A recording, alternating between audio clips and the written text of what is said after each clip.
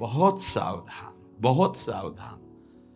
अब बच्चे नहीं हो आप लोगों को हित अहित का ज्ञान होना चाहिए। इंद्रियों की मांग को अपनी मांग मानना, मन की विलासता को अपनी मानना, यह आपको बांध देगा, प्रकृति में बांध देगा, माया में बांध देगा। भागना पड़ेगा, संसार स्वीकार करना पड़ेगा, गिरना पड़ेगा। इस बात को अंदर से समझिए। आपको बहुत मजबूत रहना है। अभी तो माया ने कोई प्रश्न ही नहीं किया आपके सामने। अभी तो सिर्फ पढ़ाई चल रही, तब आप भागते हो अंदर से, बाहर से चाहे हमारे नजदीक भले दिखाई दे रहे हो।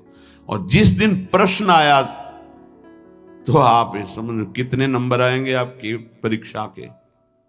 पहले ही आप मांग कर रहे हो जगत की, तो जब प्रश्न आएगा कि एक तरफ जगत का आकर्षण, एक तरफ प्रभु का आकर्षण, तो आप उत्तर क्या दे पाओगे? क्योंकि पहले ही जगत का आकर्षण है, इसी को तो मिटाना है।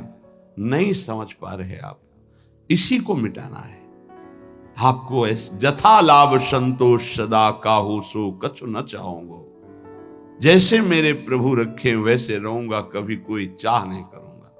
सच्ची मानिए, यदि आप सतमार्ग में चल रहे हैं तो कोई चाह नहीं रहे। जैसे आपसे पूछा जाए क्या आप पसंद करते हैं, नहीं बोलिए आप क्या पसंद करते हैं। किशोरी जी का नाम दे दीजिए हमें, इसमें रति हो जाए। नहीं वैसे क्या पसंद करते हैं? किशोरी जी का धाम, दिव्य वृंदावन मेरे नेत्रों में झलकने लगे, दे दीजिए आप। इनकी शिवा आपकी हृदय की मांग आपको फंसा देगी। इस शब्दों को पकड़ लीजिए। सत्संग के शब्दों को आप नहीं पकड़ते। आपका मन जब विपरीत चिंतन करता है तो आप कीर्तन कीजिए, वाणी जी का उच्च स्वर से गायन कीजिए। एक बार जीत गए तो 1000 बार इसको पटक दोगे मन को, एक बार हार गए तो 1000 बार पटकी लगाएगा आपको। आप समझो, आप किसी विशेष कृपा से आप चल रहे हैं।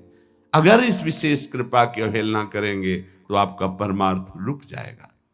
पूज्यपाद श्री उड़िया बाबा जी महाराज से स्वामी अखंडानंद जी महाराज प्रश्न करते हैं, बाबा यदि कोई हमारे गुरु और इष्ट की निंदा कर रहा है तो हमारा क्या कर्तव्य बनता है? यदि कोई हमारे गुरुदेव की इष्ट की निंदा करता है तो हमारा उस समय क्या कर्तव्य बनता है? उत्तर, उस उपासक को चाहिए कि उसके सामने जो इष्ट की निंदा या गुरुदेव की कर रहा है वहां से तत्काल हट जाना चाहिए। कभी भी दोबारा उसके पास नहीं बैठना चाहिए।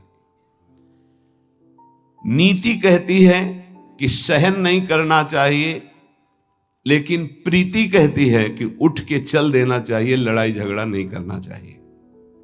बहुत ये व्यवहार की बहुत काम की बात है।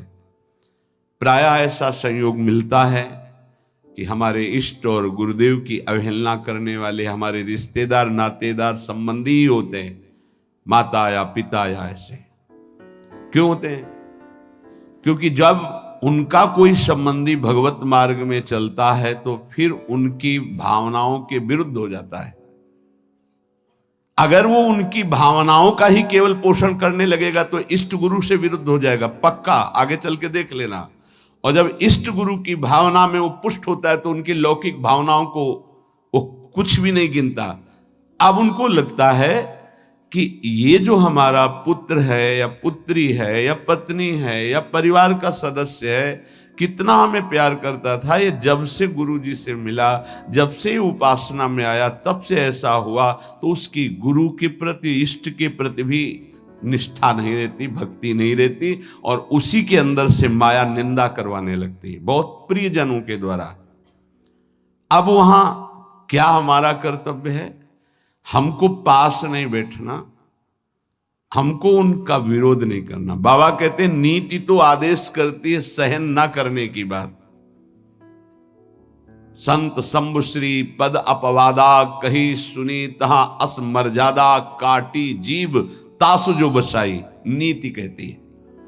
लेकिन बाबा कह रहे हैं भक्ति कहती, प्रीति कहती है कि हमको क्रोध नहीं करना, हमको वैर नहीं करना, बदला लेने की भावना नहीं करना, और ना हमको सुनना है। कान में अंगुली डाल के तत्काल वहां से अलग हो जाना, उससे फिर पुनः मिलना नहीं, उसका संबंध हृदय से अस्वीकृत करना है। जो सहन करता है तो भगवान और गुरुदेव में उसकी प्रीति स्थित हो जाती है। यही जीवन का परम लाभ है। दूर का कोई करे तो चलेगा, बिल्कुल पास का करेगा, नजदीक एकदम विरोध शुरू होगा, बिल्कुल नजदीक शुरू होगा। आपको बचाना है अपने आप को और उसका भी मंगल मनाना है। भगवान से प्रार्थना करनी है कि इसकी बुद्धि शुद्ध हो जाए और अपने को उसके आकर्षण, संबंध, वचन तीनों से दूर हटाना है। क्योंकि भगवान की स्मृति स्वयं श्री भगवान है। अगर आप इष्ट और गुरु की निंदा सुनेंगे, करना तो बहुत दूर की बात, तो आपकी भगवत स्मृति गायब हो जाएगी, स्मृति चली जाएगी। स्मृति गई तो कुछ नहीं रह गया। यहां तक कि उपासक को भगवान से भी बढ़कर भगवान की स्मृति पर भाव रखना चाहिए। यस्य स्मरण मात्रेण जन्म संसार बंधनात्, जिनका स्मरण मात्र संसार में जन्म मरण के चक्र से मुक्त कर देता है, उन प्रभु की स्मृति को प्रभु से भी बढ़कर के मानना है। कोई कहे प्रभु से बढ़कर कैसे हो सकता है? तो प्रभु तो हमारे हृदय में है, लेकिन उनकी स्मृति नहीं है, तो नाना प्रकार के विकारों में हम बंधे बह गए। और जिस दिन से गुरु कृपा से भगवत स्मृति जागृत हुई, तो हमें सुख मिला, शांति मिली, विश्राम मिला। दुख प्रभु नहीं दूर किए, प्रभु तो सबके हृदय में बैठे हैं। प्रभु की स्मृति भजन ने दुख दूर किया। गोस्वामी जी ने भी लिखा है कि सबके हृदय अछत अविकारी, सकल जीव जग दीन दुखारी, तहां वेद अस कारण भाखा। वहां वेद ऐसा कारण बता रहे कि भगवान तो सबके हृदय में अछत अविकारी सुख सिंधु विराजमान है, पर जीव सब दीन दुखी हो रहे हैं, विषयों के प्रति दीन और दुखी हो रहे हैं। उसका कारण क्या है? भजन नहीं है।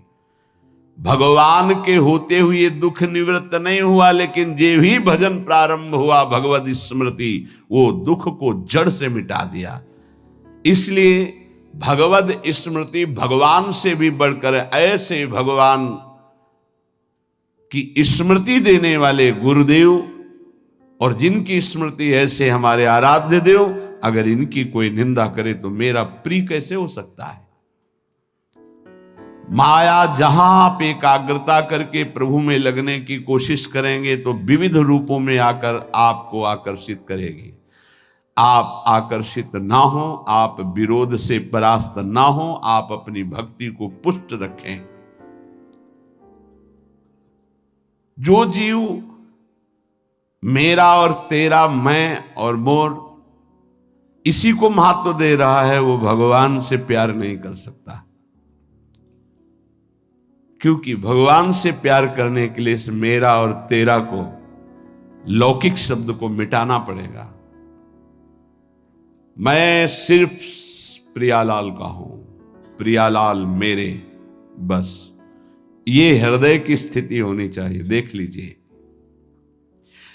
प्रभु में ऐसी स्थिति, अनन्य चिंतन तभी हो सकता है जब हृदय में बात आ जाए कि मैं प्रभु का, प्रभु मेरे, बस सिर्फ प्रभु मेरे।